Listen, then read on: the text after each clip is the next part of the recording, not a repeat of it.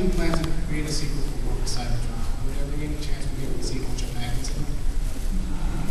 Well, Hasbro keeps asking me, so you can take that. You know, what we'll do is, if we are going to make a sequel, is my job is to listen. My job is to listen to forum posts, to listen to fans, to listen to gamers, to listen to Hasbro about what people want in the game. And then I filter that with what is achievable and what makes sense for the story that we want to tell. So I'm not going to tell you yes, and I'm also not going to tell you no.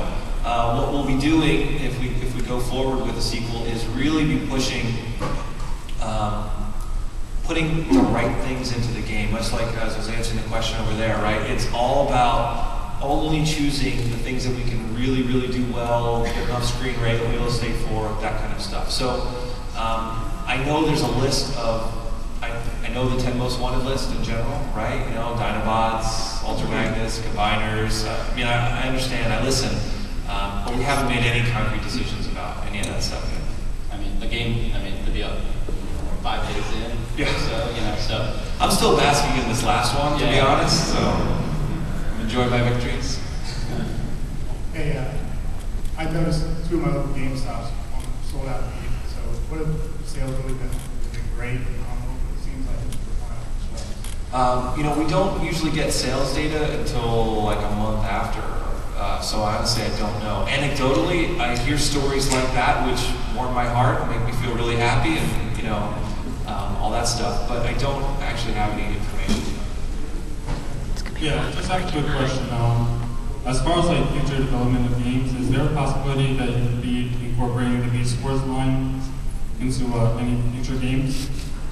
Well, as part of this big project I've been working on, you know, my team and I are trying to account for everything. So whether it makes it into a game or not, I don't know. But Beast Wars exists again. Like 5 minutes.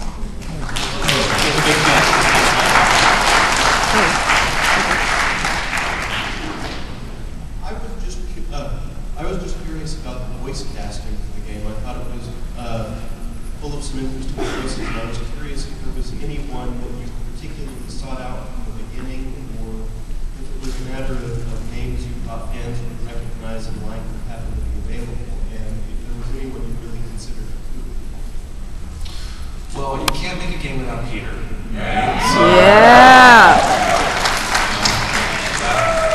That was a law. Mr. Peter. Other than that, you know, we investigated some of the original actors, and we also looked at actors who had done a lot of video game voice acting before. And you know, there are some differences between voice acting for video games and voice acting for cartoons.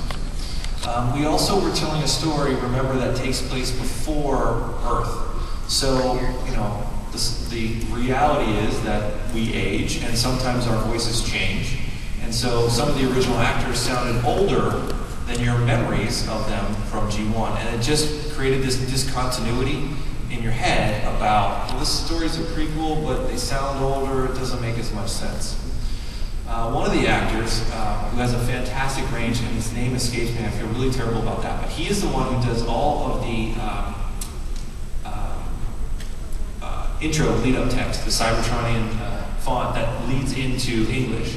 And he is a great voice actor. I've worked with him before in video games, and he sounds very similar to the original announcer from the old school cartoon. And he did a couple voices for the game. One of them he did. It's not the same guy. No, it's not. It sounds good though. Yeah, that sounds good. There's something every day. Yeah. He originally voiced. I finally got to play the game myself. Yeah.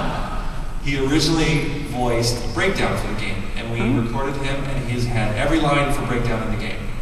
And as the game matured, remember I said you listen, his voice wasn't working. So these voice actors usually do 2 or 3 voices per game.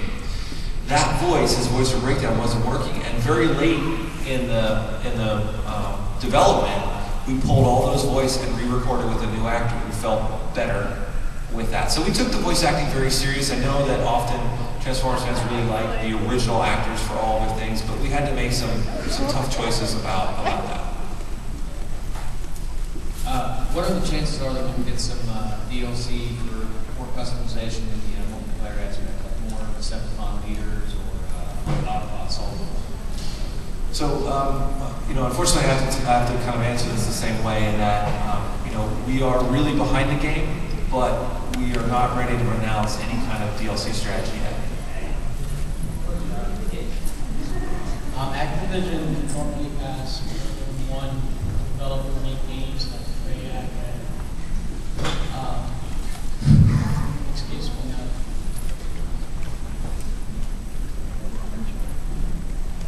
Infinity Ward.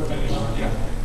Are you guys going to basically do the same thing when you guys are doing dominating from the Cybertron and then to the Activision game when you push out to that? Only once? That is that's a tough question.